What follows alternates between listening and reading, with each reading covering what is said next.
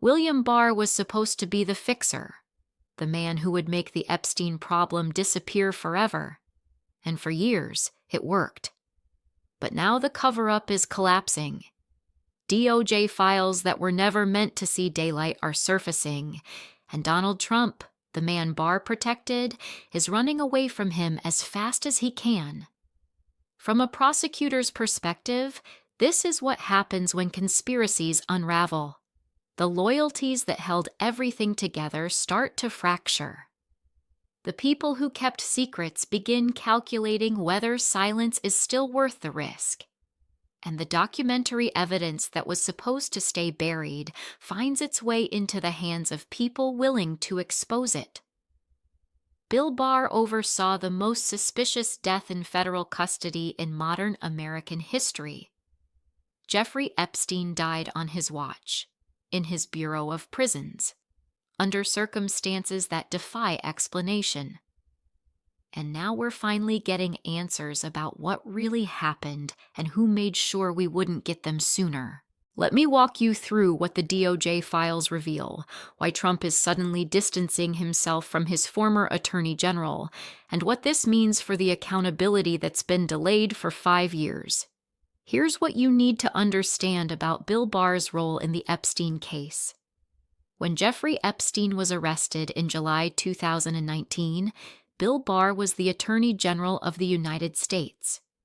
He had direct authority over the Bureau of Prisons, the agency responsible for Epstein's custody.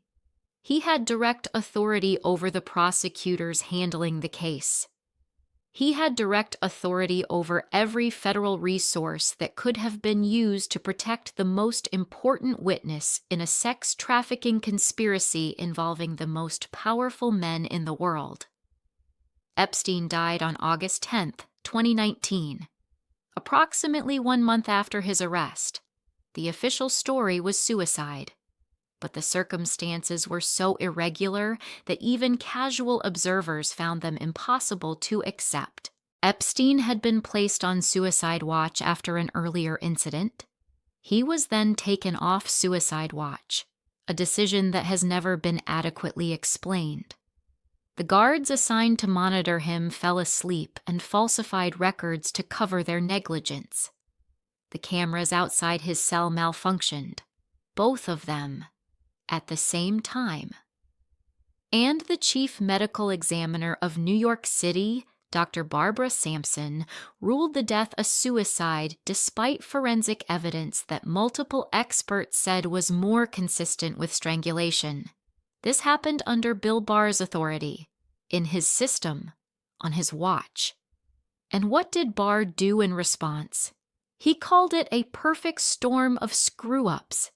He expressed anger and frustration at the failures. He promised a full investigation. Then he made sure that investigation went nowhere. Here's what the DOJ files are now revealing. Documents obtained through Freedom of Information Act litigation and congressional oversight are exposing the internal decisions made at the Department of Justice in the weeks and months after Epstein's death.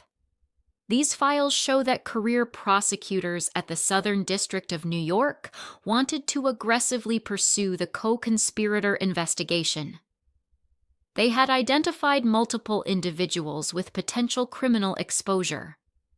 They had evidence suggesting that Epstein's operation was not a solo endeavor, but a network involving recruiters, enablers, and participants. They wanted subpoenas. They wanted grand jury time. They wanted resources. And according to the files, those requests were systematically delayed, scaled back, or denied by officials at Main Justice in Washington. The decisions didn't come from career prosecutors. They came from political appointees who reported to Bill Barr. The files show a pattern.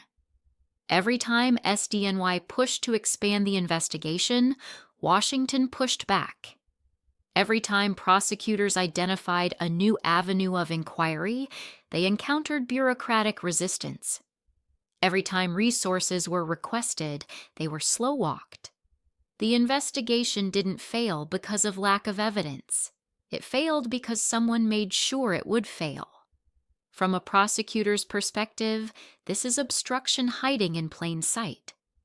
You don't have to destroy evidence to obstruct justice. You just have to make sure no one looks for it. Here's what they're not telling you about the specific decisions Barr's DOJ made. The files reveal that at least 3 potential targets were identified by SDNY prosecutors in late 2019. These were individuals with significant exposure based on witness testimony and documentary evidence. Career prosecutors drafted memoranda recommending these individuals be pursued. They outlined the evidence. They assessed the likelihood of conviction. They requested authorization to proceed. Those memoranda went up the chain of command, and they never came back down. Weeks passed, then months. Prosecutors followed up repeatedly. They were told the requests were under review. They were told additional analysis was needed. They were told to be patient. Meanwhile, witnesses who had agreed to cooperate started getting nervous. Some hired new lawyers who advised them to stop talking. Some left the country. Some simply stopped returning calls. The window for effective prosecution was closing, and the delays ensured it would close completely. By the time Ghislaine Maxwell was indicted in July 2020, the investigation had been so narrowed that she was the only significant target remaining. The network that enabled Epstein for decades was never touched, and the DOJ files show that this outcome was not accidental. It was engineered.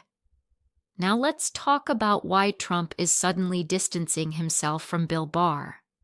For years, Trump praised Barr as one of his most loyal and effective appointees. Barr helped Trump navigate the Mueller investigation.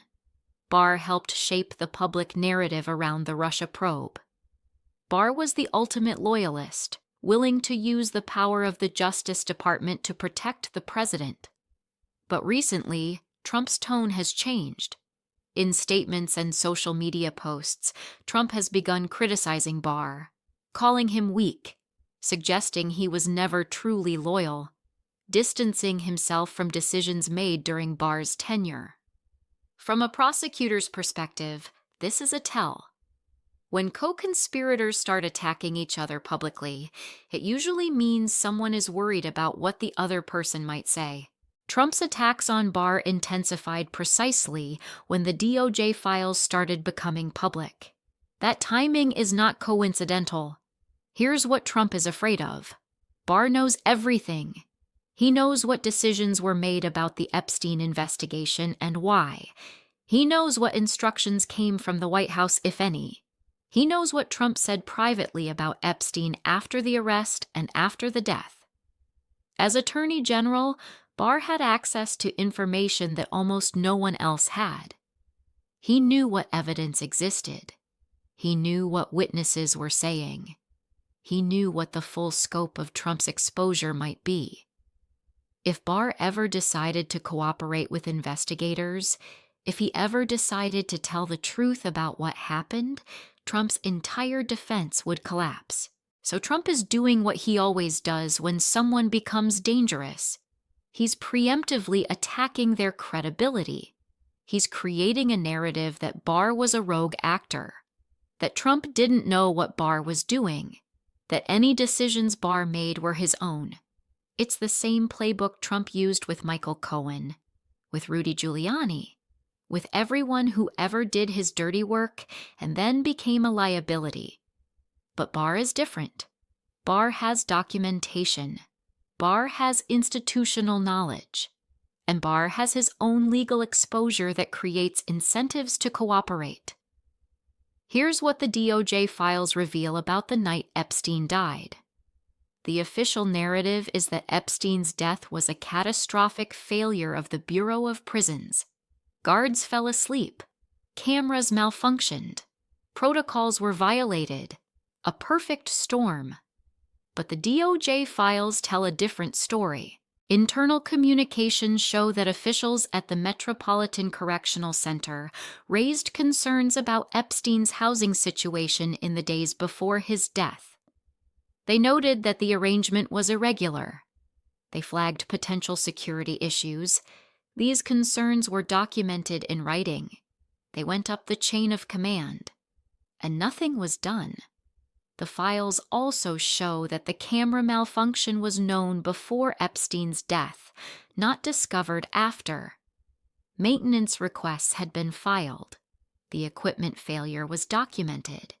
Yet Epstein, the most high-value prisoner in the federal system, was placed in a cell monitored by cameras that officials knew weren't working.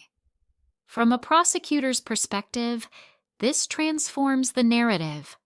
This isn't a perfect storm of coincidental failures. This is a pattern of documented warnings that were ignored. The question is whether they were ignored through negligence or through intent. And the DOJ files suggest that no one at the highest levels of the department wanted that question answered. Here's what happened to the internal investigation. After Epstein's death, the Bureau of Prisons launched an internal investigation. The FBI opened an inquiry. The Justice Department's Office of Inspector General began its own review. Multiple investigations. Overlapping jurisdiction. It looked like accountability was coming. But the DOJ files show that these investigations were systematically constrained. The OIG investigation was limited in scope. Certain witnesses were deemed outside the scope of inquiry. Certain documents were withheld under claims of privilege that career investigators found dubious. The FBI investigation focused narrowly on the 2 guards who were charged with falsifying records. They eventually pleaded to reduce charges and served no prison time. No one else was held accountable, and the Bureau of Prisons investigation produced a report that has never been made fully public. Sources describe it as heavily redacted, with critical sections removed under claims of ongoing investigative interest. There is no ongoing investigation. There hasn't been for years. The redactions exist to protect information, not to preserve a case. Bill Barr oversaw all of this. Every constrained investigation, every limited scope, every convenient redaction. And now that the files are surfacing, we can see the machinery of the cover-up in detail. Here's the legal exposure Barr himself faces. Obstruction of justice doesn't require dramatic acts like destroying evidence or threatening witnesses. It can be accomplished through bureaucratic means, delaying investigations, denying resources, limiting scope, protecting targets from scrutiny. If Barr made decisions specifically designed to prevent the Epstein investigation from reaching certain individuals, that's obstruction. If he used his authority as Attorney General to protect the president or other powerful figures from accountability, that's obstruction. The DOJ files provide evidence that such decisions were made. The question is whether prosecutors can prove they were made with corrupt intent. Barr's defenders will argue that he was simply exercising prosecutorial discretion. That resource allocation decisions are inherently subjective, that he had legitimate reasons for the choices he made. But the pattern tells a different story.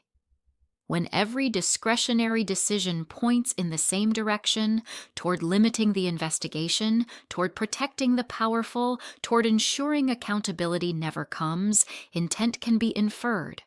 Prosecutors prove intent through patterns all the time. The pattern here is overwhelming. Here's where this connects to Trump. Trump has spent years claiming he had nothing to do with Epstein beyond a casual social acquaintance. But if his attorney general systematically protected him from investigation, that claim collapses. Innocent people don't need protection from investigation. Innocent people don't need their attorneys general to limit the scope of inquiries. Innocent people don't need evidence to be buried and witnesses to be scattered. Barr's cover-up is evidence of Trump's guilt.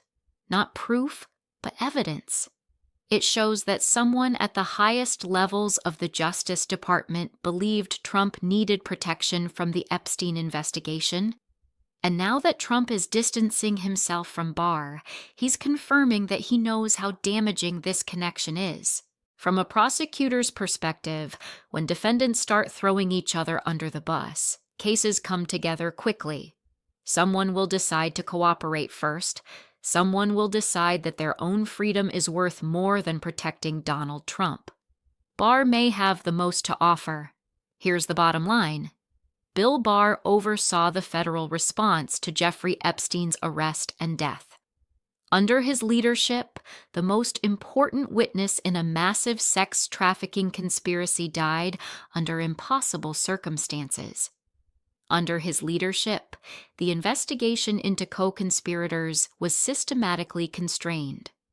Under his leadership, accountability was prevented.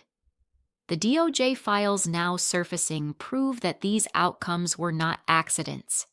They were decisions. Decisions made by political appointees. Decisions that protected powerful people. And now Trump is running away from Barr as fast as he can.